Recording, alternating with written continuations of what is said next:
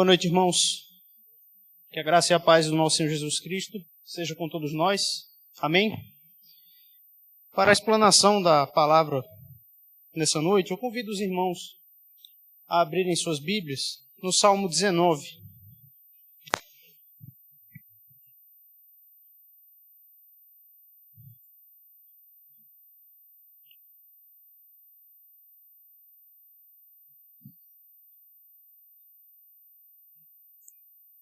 Salmo 19.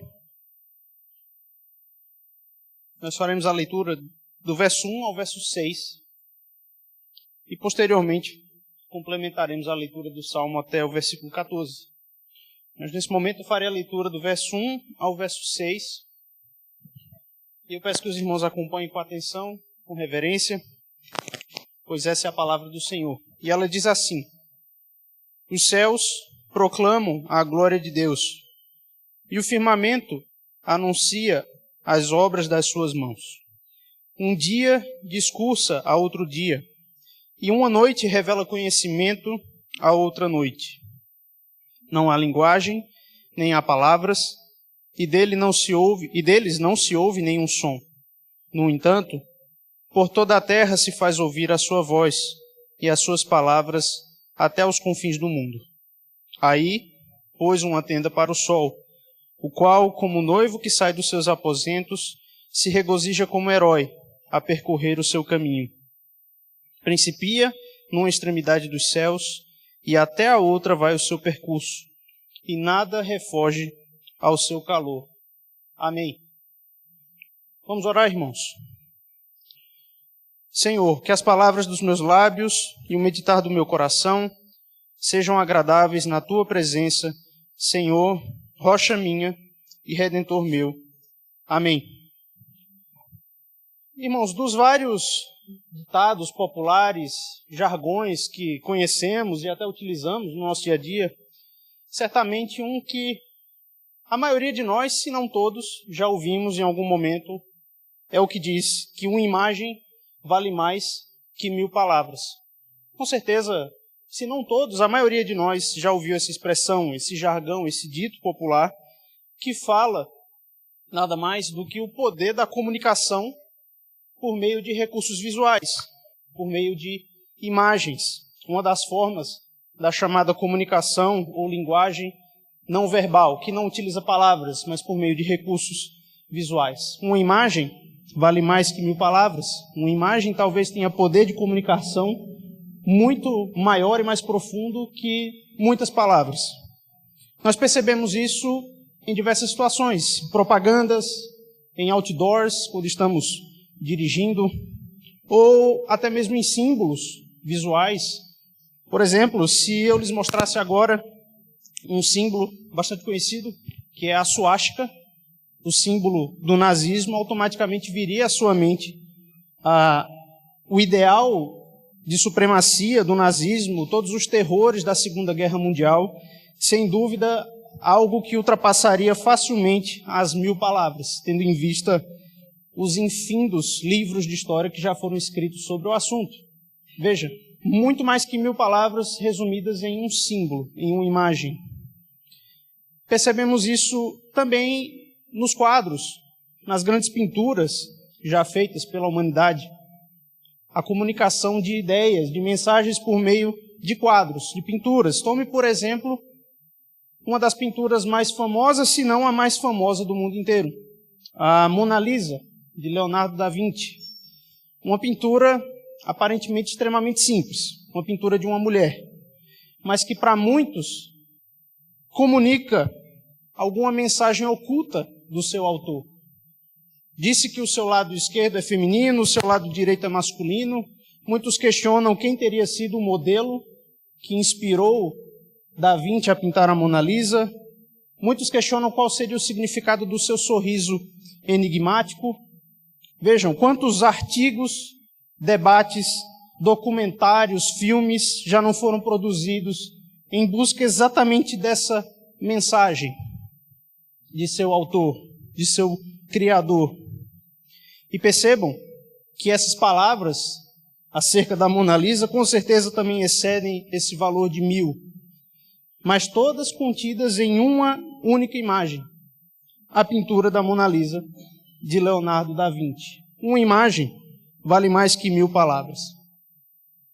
O texto que nós lemos, irmãos, nos revela que também a própria imagem da realidade ao nosso redor, da realidade criada, transmite uma mensagem de seu autor. A imagem da criação, que é visível aos nossos olhos, que nos comunica algo de forma não verbal. Esta pintura do Deus Criador de todas as coisas nos revela algo sobre o seu autor, nos revela algo sobre sua pessoa, seu caráter, seus propósitos. A imagem da criação, meus irmãos, dá testemunho da existência, da glória, da grandeza e do poder de Deus.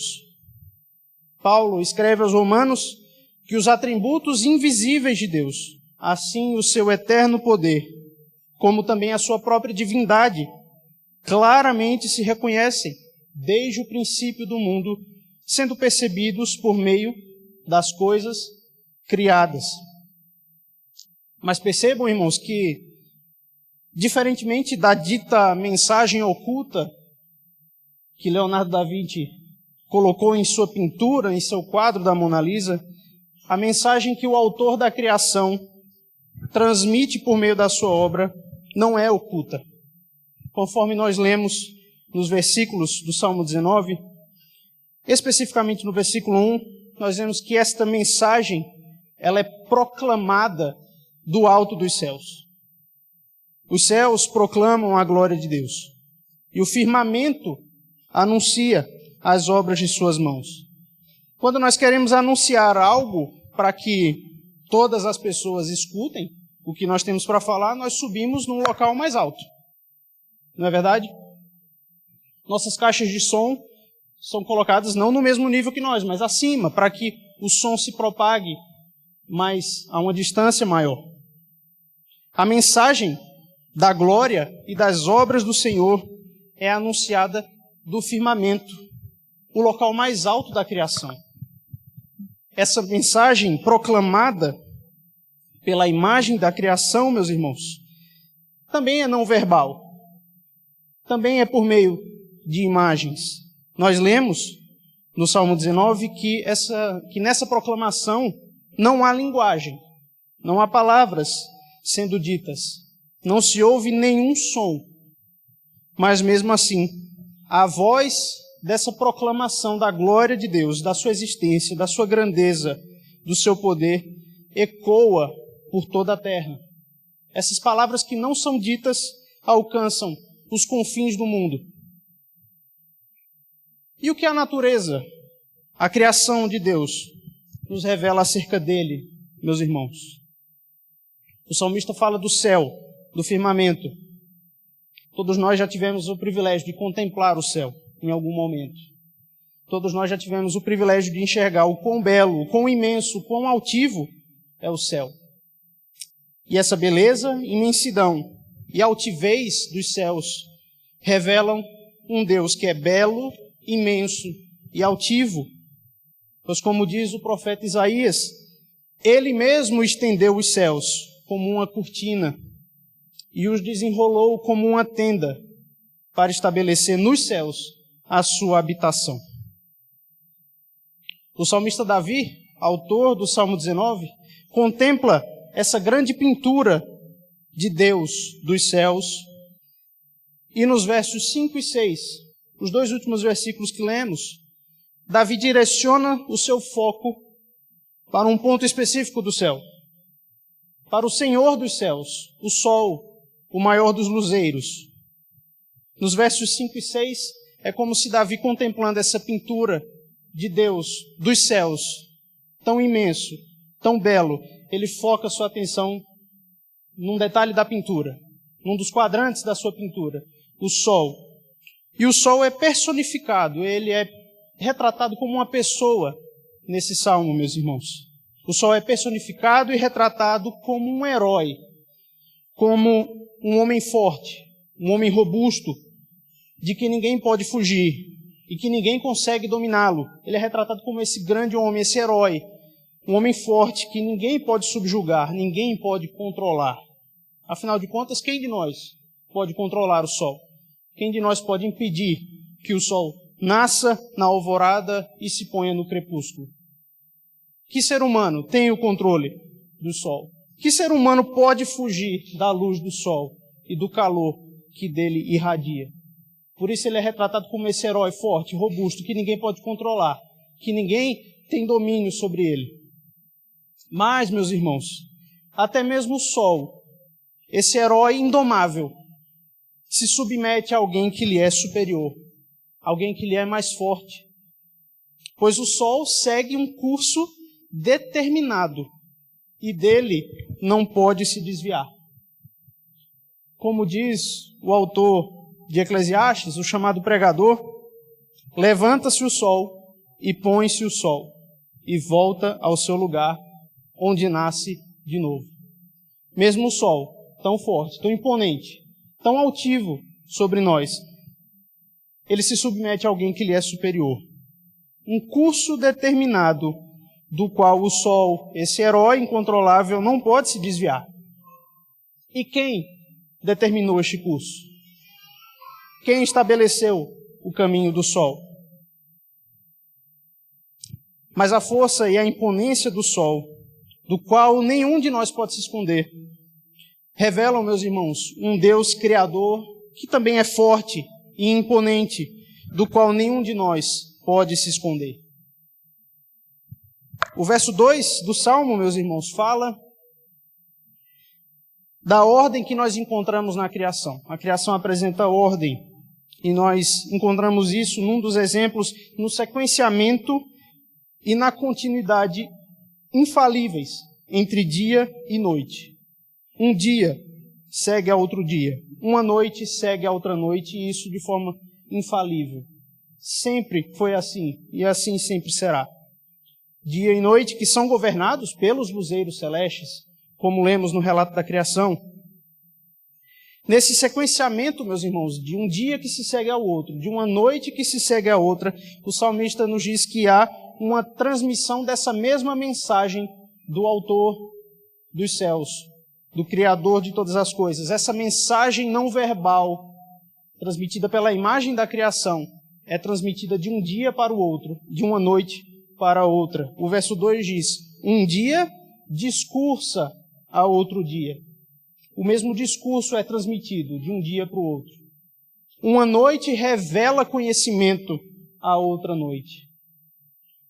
Portanto, meus irmãos, essa continuidade, esse sequenciamento de dias e noites, nos trazem a ideia de uma proclamação da mensagem do Criador, que é contínua e ininterrupta da glória de Deus. Essa proclamação, meus irmãos, não se interrompe. Ela é repassada de um dia para o outro, de uma noite para a outra. A proclamação contínua e ininterrupta da glória de Deus. Mas a criação, meus irmãos, revela a Deus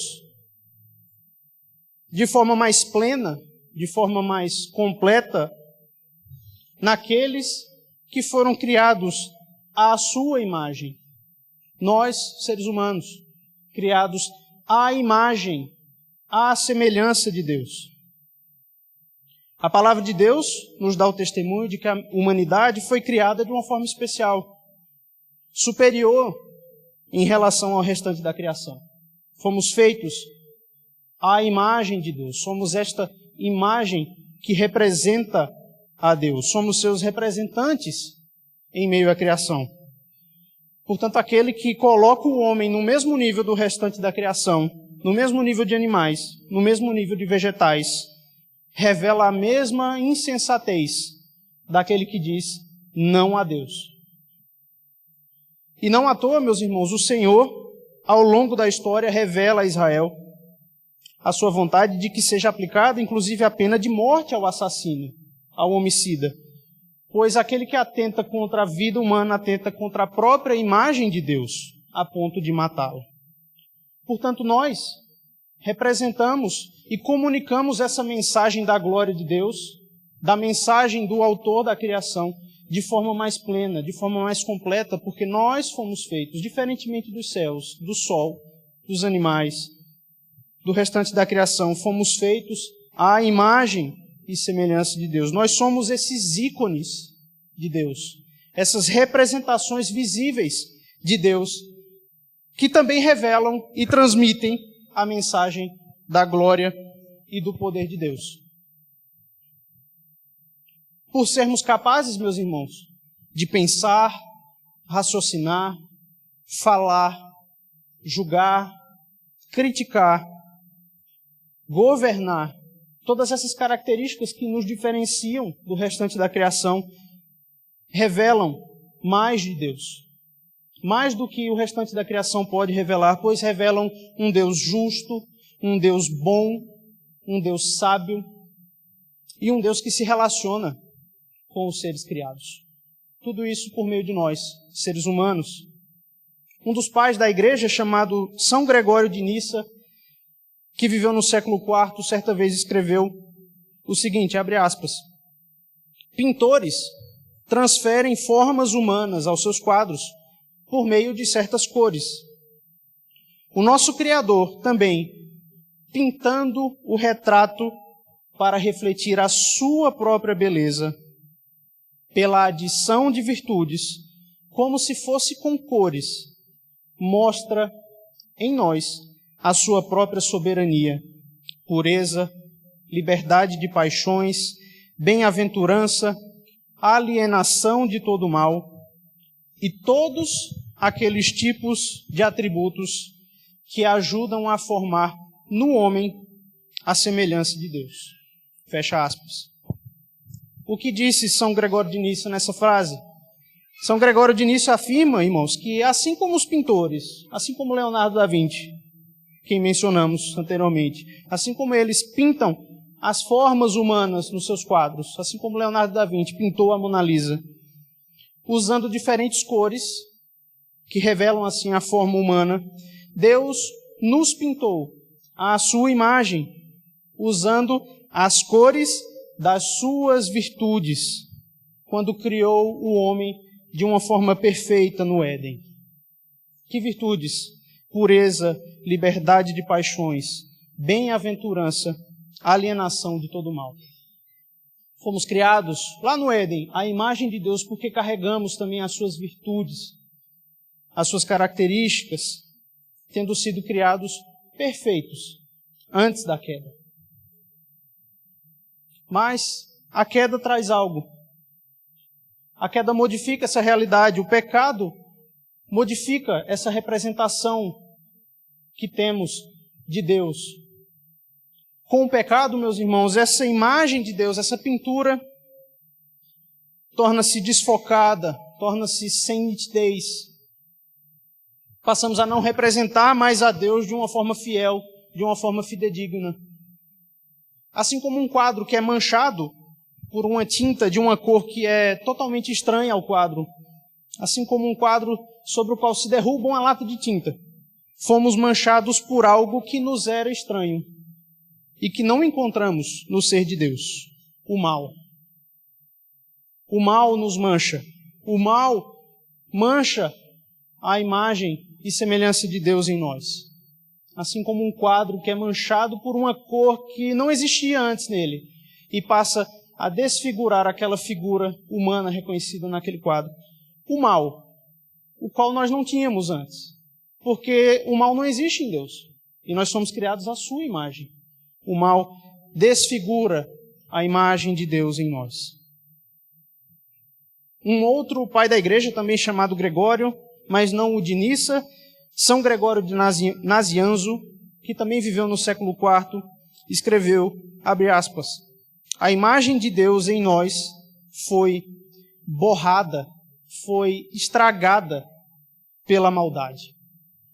Assim como um quadro borrado, no qual você já não reconhece mais o modelo original que inspirou aquela pintura. O pecado torna Deus irreconhecível em nós. Mas a esperança, meus irmãos, do resgate da imagem fidedigna de Deus no homem. há esperança para que essa imagem fiel, essa representação fidedigna, visível de Deus, seja recuperada, apesar do pecado. E essa esperança é encontrada naquele que, sendo homem, é a própria imagem do Deus invisível, Jesus Cristo. O Deus invisível se fez visível em Cristo, pois Ele é a própria imagem de Deus. Mas não como nós. Nós fomos criados à imagem e semelhança de Deus. Cristo foi gerado do Pai desde toda a eternidade. Ele é Deus. Nele está a essência de Deus, pois nele reside a plenitude da divindade. Ele é a própria imagem de Deus. Cristo revela de forma perfeita os atributos e o caráter de Deus, revelando um Deus longânimo, um Deus compassível, um Deus amável, um Deus poderoso. Cristo, meus irmãos, é a perfeita imagem da humanidade e a perfeita imagem de Deus, pois Ele, sendo o Verbo eterno, como diz o evangelista João, se fez carne, se fez reconhecido em forma humana. E, meus irmãos, a redenção que Cristo traz a nós, humanidade caída, cuja imagem de Deus foi borrada, foi manchada, nos faz retornar a esta imagem de Deus que havia originalmente em nós, na criação, quando nós somos regenerados e recriados à imagem de Cristo. Paulo escreve aos Coríntios, na sua primeira carta, dizendo que, assim como trouxemos a imagem do que é terreno, ou seja, a imagem terrena, carnal de Adão, devemos trazer também a imagem do celestial, ou seja, a imagem do segundo Adão, a imagem de Cristo, num espírito vivificante. O mesmo apóstolo, aos Colossenses, escreve que nós nos revestimos do novo homem, que se refaz para um pleno conhecimento, segundo a imagem daquele que o criou. Paulo afirma que quando somos santificados, irmãos, nós somos feitos conforme a imagem do varão perfeito, que é Jesus Cristo. E, consequentemente, e desta forma, conforme a imagem de Deus, pois Ele é a imagem perfeita de Deus. Mas como colocar isso em prática?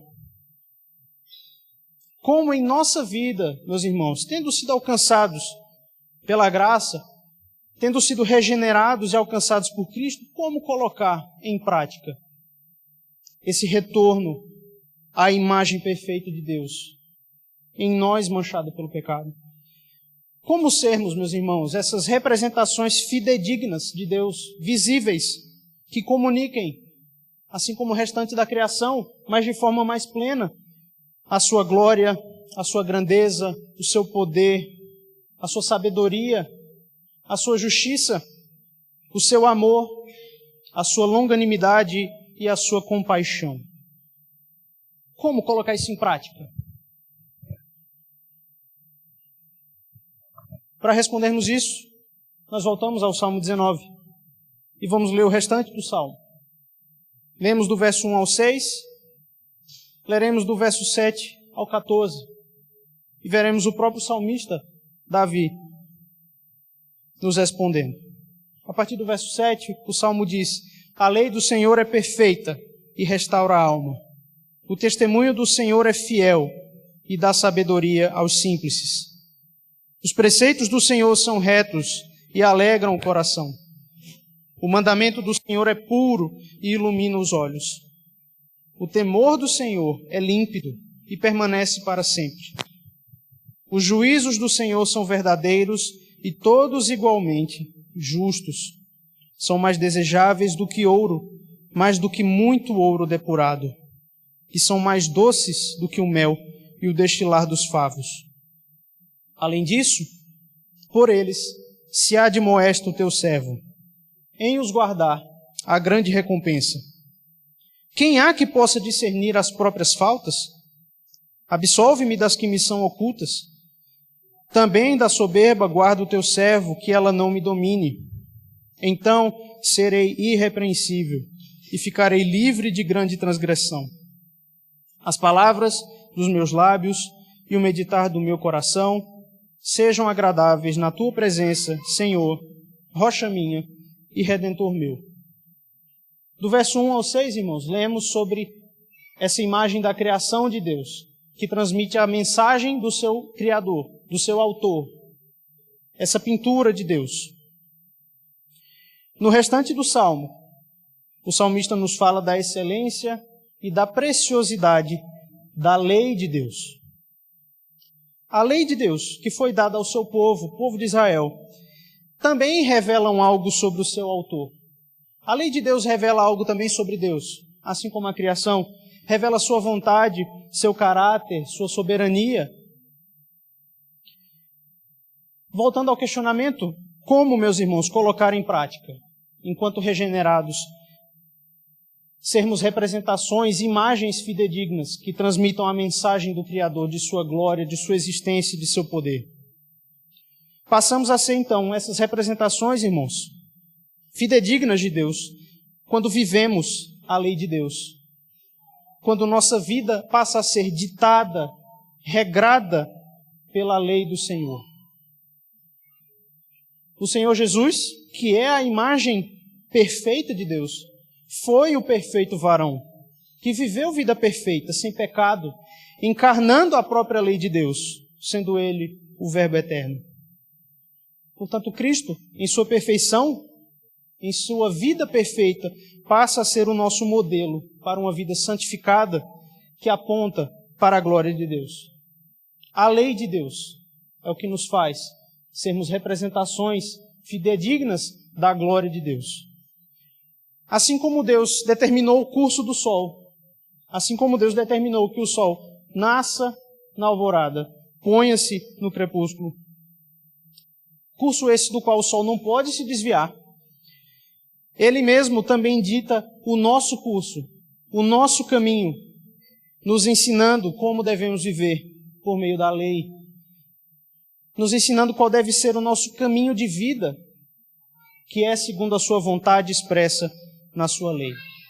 Como devem ser nossas palavras, como devem ser nossos pensamentos, nossas ações, nossas decisões, nossas escolhas, pautadas, ditadas pela palavra, pela lei de Deus. E é retornando à lei do Senhor, amando a lei do Senhor, que é perfeita, que restaura a alma, que nos dá sabedoria.